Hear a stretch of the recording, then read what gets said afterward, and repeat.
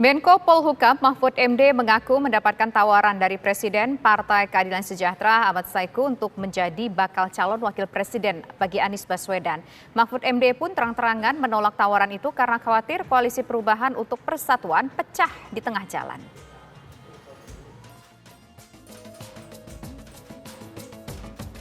Siapa sosok yang akan menjadi pendamping bakal calon presiden dari koalisi perubahan untuk persatuan Anies Baswedan masih menjadi teka-teki.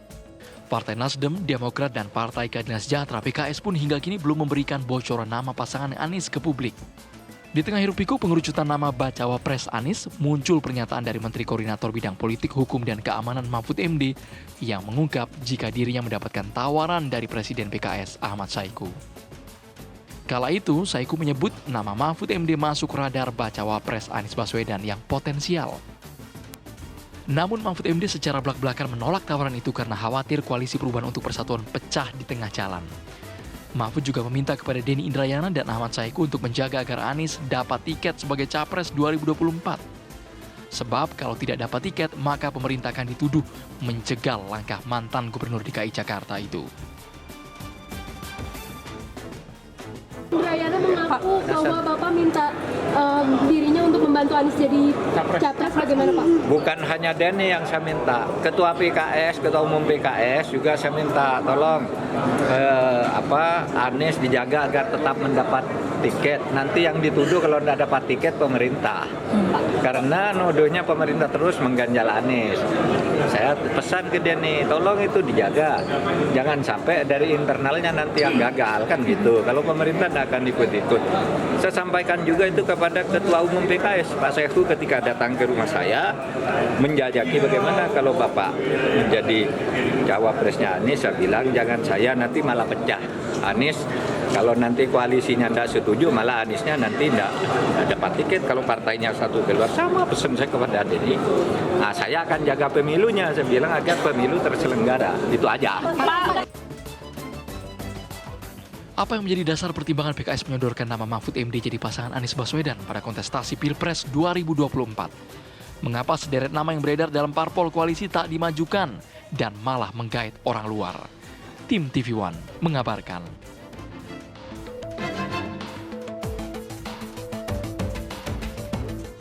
Apa pertimbangan PKS menyodorkan nama Mahfud MD menjadi pasangan Anies Baswedan pada kontestasi Pilpres 2024? Mengapa sederet nama yang beredar dalam parpol koalisi tak dimajukan dan malah menggait orang luar, pemirsa? Padahal sudah jelas Mahfud MD menolak tawaran itu karena khawatir koalisi perubahan untuk persatuan ini bisa pecah di tengah jalan. Untuk membahasnya telah bergabung bersama kami ada dua orang narasumber, ada Ketua DPP PKS Bidang Polhukam yaitu ada Pak Al-Muzamil Yusuf dan juga ada pengamat politik Mas Burhanuddin Muhtadi. Selamat sore, Assalamualaikum Bapak semua.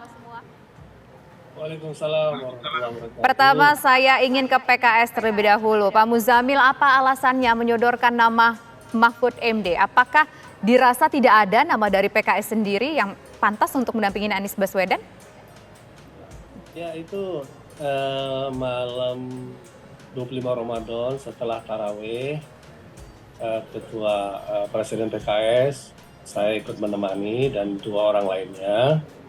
Situasi santai ngobrolnya dan situasi waktu itu sedang ramai. Prof Mahfud tuh di Komisi 3 dan Komisi 11 terkait money laundering 300 triliun lebih ya terkait dengan pegawai atau kementerian ya. Sehingga waktu itu pembicaraannya kan itu hangat. Ini Prof Mahfud ini sedang dilihat semua pihak nih. Publik melihat, partai-partai melihat, capres melihat, peluang Prof Mahfud nih besar nih sebagai cawapres. Jadi ada pembicaraan itu secara umum.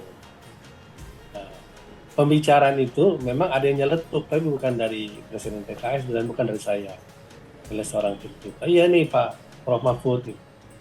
Nah, tapi Prof Mahfud ini memang sadar bahwa saya kira beliau tahu ya bahwa tim 8 kami ini berjalan terus aktif.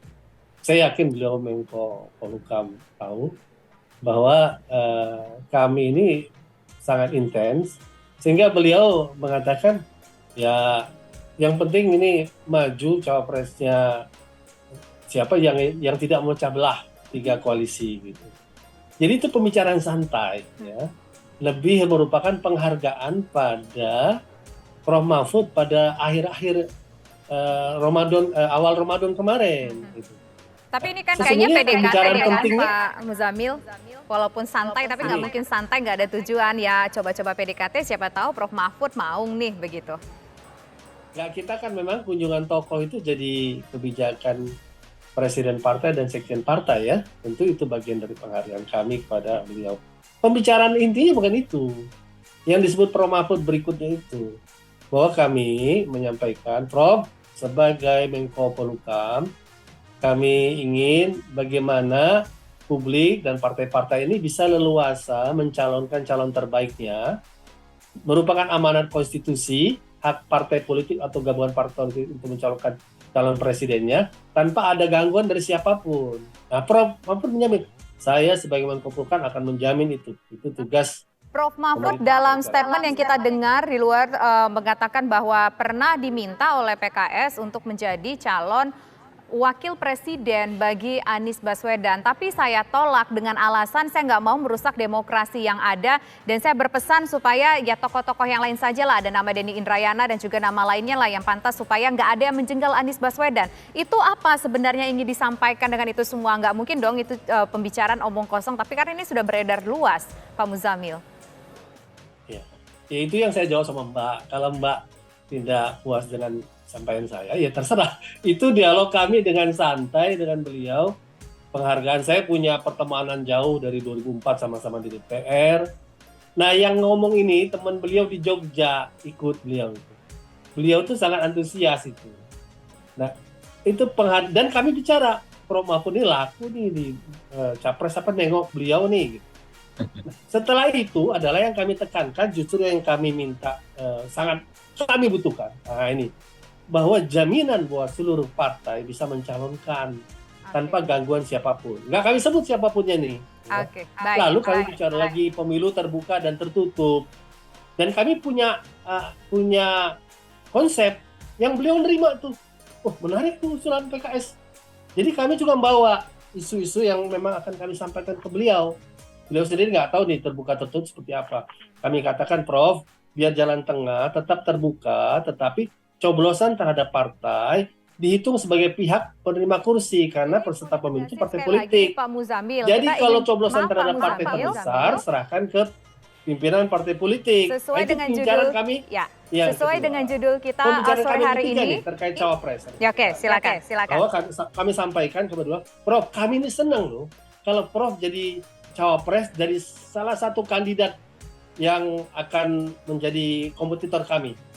Karena pasangan nasional religius, religius nasionalis itu bertemu dan kami punya wakil keumatan karena Prof Mahfud kan kuat keumatan. Kami sampaikan itu. Kami senang kalau Prof jadi salah satu. Sebenarnya tema itu lebih kuat gitu ya. Walaupun memang pembicaraan yang awal Prof Mahfud katakan tidak salah. Oke, baik nah, nanti kami pengen Prof Mahfud juga menjadi salah satu calon, kami katakan agar isu radikalisme ini nggak liar, Prof. Oke, baik. Masa radikalisme menuding masjid, menuding pesantren. Dan Prof Mahfud mengiyakan bahwa beliau akan bicara dengan BNPT dan untuk janganlah isu-isu seperti ini muncul ke publik. Terakhir apa?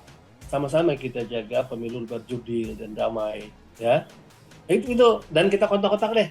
Oke, baik. Kita fokus poinnya pada soal Prof Mahfud tolak jadi calon wakil presiden Anies. Sudah terjawab sedikit poinnya seperti apa, begitu tanggapan dan juga jawaban seperti apa yang terjadi beberapa waktu yang lalu dalam pembicaraan antara PKS dengan Prof Mahfud dalam suasana santai pada saat itu disampaikan. Nah, kita ingin nanti mendengar suara dari Mas Burhanuddin bagaimana melihat soal komentar dari Prof Mahfud dan juga respon dari PKS ketika kita menanyakan persoalan capres-cawapresan ini. Sesaat lagi pemirsa, kami kembali.